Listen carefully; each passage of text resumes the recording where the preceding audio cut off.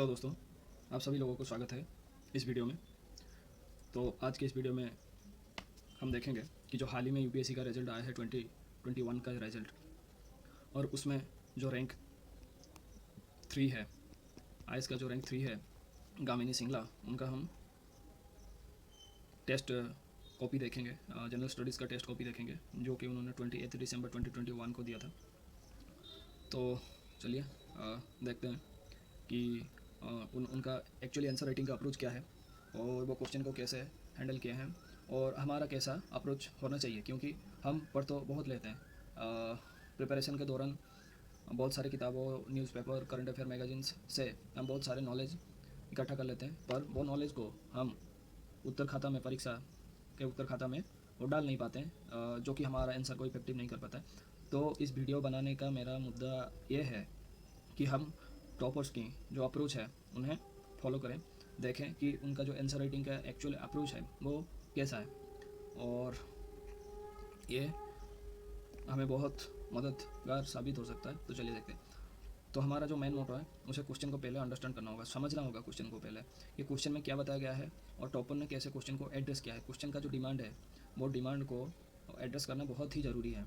तो उसी के हिसाब से टॉपर ने यहाँ पे आंसर लिखा है। आंसर में क्या है कि highlight the changes introduced by government of national capital territory of Delhi GNCTD amendment act 2021, analyse various issue with amendment act. तो इसमें दो ही बात पूछा गया कि हाईलाइट करना है जो national capital territory of Delhi का जो अमेंडमेंट एक्ट है, उसमें जो चेंजेस इंट्रोड्यूस हुआ है, उसमें जो चेंजेस है स्पेसिफिकली, उसमें जो चेंजेस है उसे हाईलाइट करना है। ये हमारा पहला पार्ट है। और दूसरा पार्ट है इसका जो इशू, क्या इशू है, वो अमेंडमेंट में क्या रॉन्ग है, उसे हमें एनालाइज करना होगा और लिखना होगा कि क्या है और क्या है। ठीक है, तो चलते हैं गामिनी मैम के आंसर राइटिंग के ऊपर।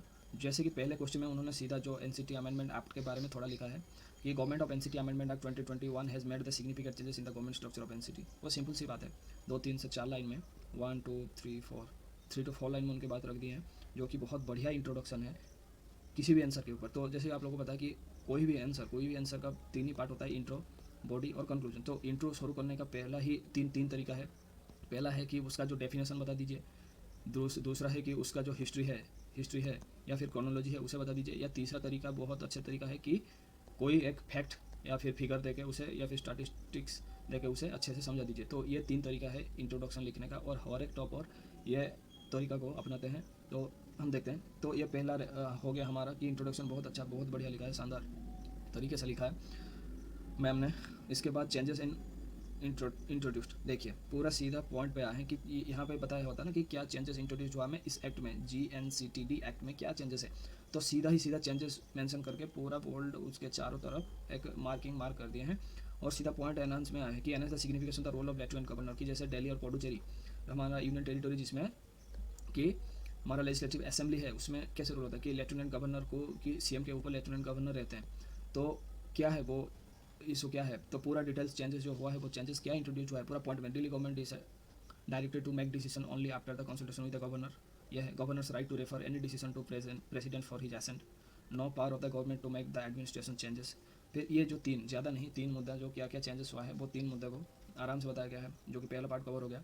उसके बाद जो इशू, अमेंडमेंट के ऊपर जो इशू है, वो इशू क्या है, फिर से उसे एक मेन हेड पॉइंट पे लिख के 3 4 पॉइंट में वो 1 2 3 4 4 5 1 2 3 4 5 पॉइंट में अच्छे से बता दिया है कि क्या क्या इशू है। Lack of consultation with the Delhi government, कि ये जो लैक है दिल्ली गवर्नमेंट के कंसल्टेशन के ऊपर, कोई भी मुद्दा सेंट्रल गवर्नमेंट डायरेक्टली दिल्ली के ऊपर अप्लाई कर देता है, कि ये है लैक है। फिर elected government has been power of elected government, क्योंकि दिल्ली में इलेक्टेड गवर्नमेंट ना, तो ज़बरदस्ती इलेक्टेड गवर्नमेंट के ऊपर जो पावर है सौंपा जाता है। Executive control to the governor by the central government, ये एक मुद्दा है। फिर देख सकते हैं आप, अगर मैं पूरा आंसर को पढ़ूंगा तो बहुत टाइम जाएगा, वो तो कंटेंट का पार्ट है, तो हमें कंटेंट नहीं देखना है, क्योंकि हर आंसर में किसी ना किसी कंटेंट तो हमें मिल ही जाएगा। अगर वो आंसर को अच्छे से डिफाइन करे तो मिल ही जाएगा।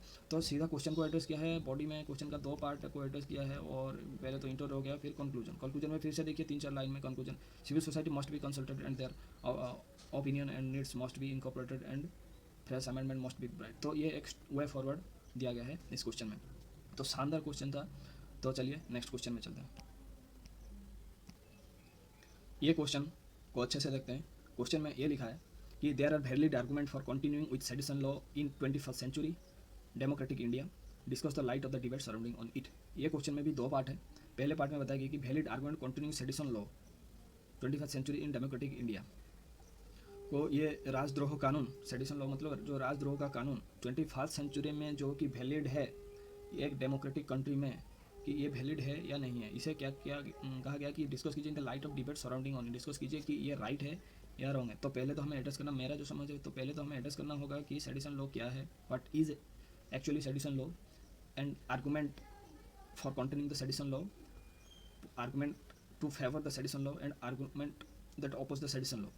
तो ये सब आएगा क्वेश्चन में। तो चलिए मैम ने कैसे क्वेश्चन को एनालिसिस किया है वो क्वेश्चन को हम देखते हैं। पहले सेडिशन के बारे में बताया गया है इंट्रो में, section 124 of the Indian penal code, modulated during the British period, still active in the criminalizing sedition in moderated the violence against the public order. तो ये थोड़ा हैंड राइटिंग समझ में नहीं आ रहा है, फिर भी एक ओवरऑल आइडिया देते हैं कि ये सेडिशन लॉ सेक्शन ये इसमें है, आईपीसी के इसमें है कि moderated during the British period के टाइम से था ये। फिर देखिए क्वेश्चन को सीधा एड्रेस किया कि argument for the containing sedition law, क्यों argument for the sedition of containing sedition law, क्योंकि इसमें दिया गया था ना कि डिबेट सराउंडेड ऑन इट, कि ये जो एक डिबेट चला है, क्या डिबेट चला है कि जो 21st सेंचुरी में जो सेडिशन लॉ वैलिड है उसके आर्गूमेंट, क्या ये वैलिड होना चाहिए, अगर होना चाहिए तो क्यों होना चाहिए, अगर ये वैलिड ना होना चाहिए, वैलिड को खत्म इनवैलिड करना चाहिए तो क्यों करना चाहिए, इसके ऊपर भी क्वेश्चन में लिखना होगा। तो देखिए वैसे ही लिखा गया है कि argument for the containing sedition law कि deterrence against the activities prejudicial of national security, governance and integrity, Supreme Court judgments in the Kedarnath Singh case, directed towards the uses of appropriate case, a tool for ensuring the peace and the stability, argument against। तो उसके against में argument क्या है, जैसे कि बताया था कि अगेंस्ट में आर्गूमेंट है कि violation of fundamental right of speech and expression of under the article 19A, abuse of power, वो है एक आर्गूमेंट इसके।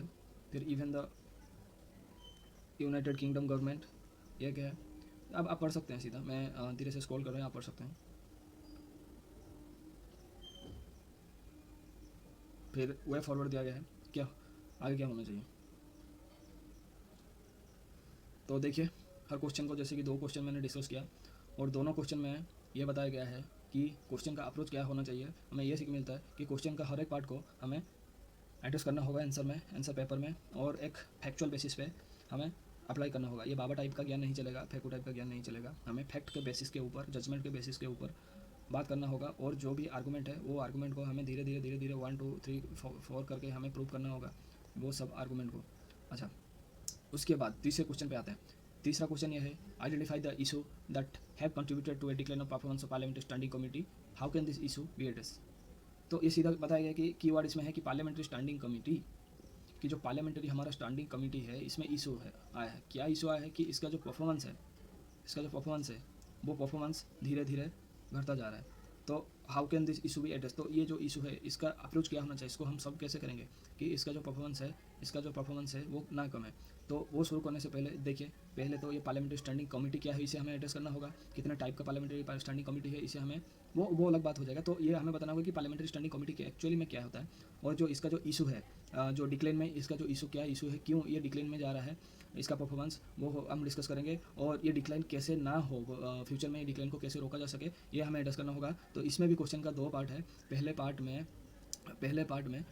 में हमें क्वेश्चन का पार्लियामेंट्री स्टैंडिंग कमेटी को एड्रेस करना होगा इंट्रोडक्शन में। दूसरे पार्ट में हमें जो कि इसका जो डिक्लेन हो रहा है, जो परफॉर्मेंस इसका धीरे धीरे घट रहा है वो क्यों घट रहा है और इसका रीज़न क्या है उसे हमें एड्रेस करना होगा, जो कि मेन बॉडी में। और मेन बॉडी का जो सेकंड पार्ट है, दूसरा पार्ट है, how can this issue be addressed, how can this issue, और ये जो डिक्लेन को कैसे रोका जा सकता है, how this issue can be stopped and how can we improve the performance of parliamentary standing committee, ये हमें डिस्कस करना होगा। तो देखते हैं मैम ने इसे कैसे लिखा एड्रेस किया है पूरा क्वेश्चन को, तो ये हमें अब देखेंगे।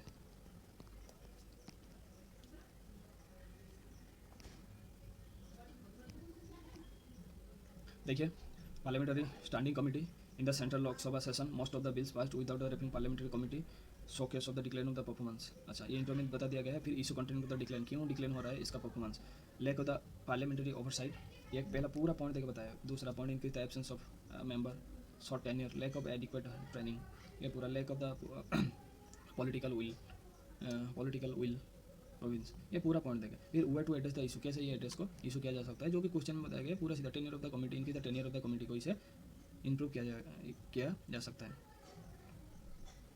Venkaiah Naidu's 15 points character on the parliamentary reforms, जो 15 पॉइंट कैरेक्टर पार्लियामेंट्री रिफॉर्म्स को लेकर ये देगा। Adequate training for the member, इसे इंप्रूव करने के लिए। Happy member with the research work, member को हेल्पिंग करना चाहिए रिसर्च वर्क को।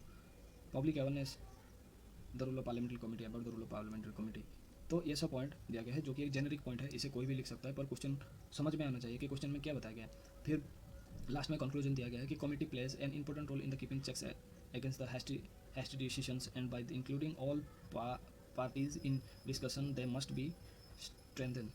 तो ये तीन क्वेश्चन था, तो ये 3 क्वेश्चन हम आज डिस्कस करेंगे, और वीडियो के पार्ट 2 में और हम जो कि क्वेश्चन रहा वो क्वेश्चन को डिस्कस करेंगे। ये क्वेश्चन को डिस्कस करने का मुद्दा ये है कि क्वेश्चन का कंटेंट हमें जानना नहीं है, क्योंकि प्रिपरेशन के दौरान जैसे कि हम हमारा बेसिक सिलेबस को कंप्लीट करेंगे तो हमारे पास नॉलेज आता रहेगा, और रिवीजन करेंगे हमारे पास नॉलेज आता रहेगा।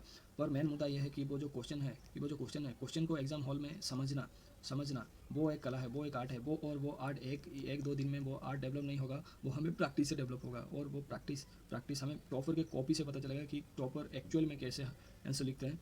और हम अगर उन लोगों का आंसर को फॉलो कर सकें तो हमारा भी मार्क्स एग्ज़ाम में अच्छा खासा आएगा, और हमारा एक सिलेक्शन निश्चित तौर पे हो पाएगा। तो आशा करता हूँ कि वीडियो आप लोगों को अच्छा लगा होगा। अगर अच्छा लगा होगा तो आप शेयर कर सकते हैं, और लास्ट में आप चैनल को सब्सक्राइब कर सकते हैं। So thank you.